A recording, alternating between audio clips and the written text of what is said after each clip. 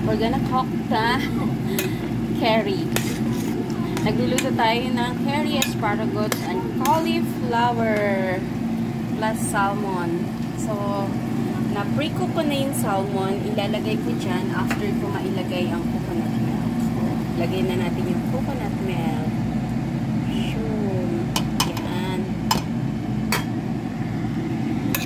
Yan. This is our dinner. I mean, for my husband.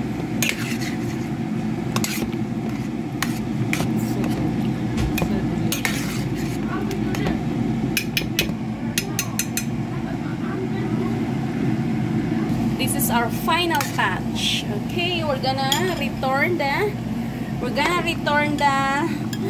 tuna here. The salmon. Okay, this is for my husband. The salmon curry. Our vacation grande cooking. Maganda dito magkukok kaysa kumain ka naman sa labas. This is the best cook ever. Yes, this is the best food. Wow. Wow, so delicious. Ang sarap-sarap niya, guys. O, ilagay na natin dyan. Medyo na overcook lang ng konti yung bell pepper. Okay lang yan. So, anyway, ang sarap niya, guys. Sobrang sarap niya.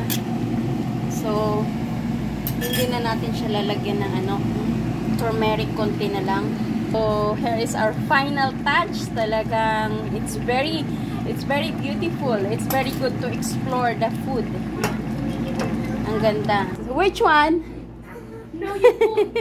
No, you pulled What is that? Out. You pulled the bed out. You help him, baby. Okay? Oh. So, yan, guys. Maluluto na. The other naman, nagkukok ako ng bolalo. Ang sarap ng bolalo natin. So, we can rest. Here we go. Enjoy.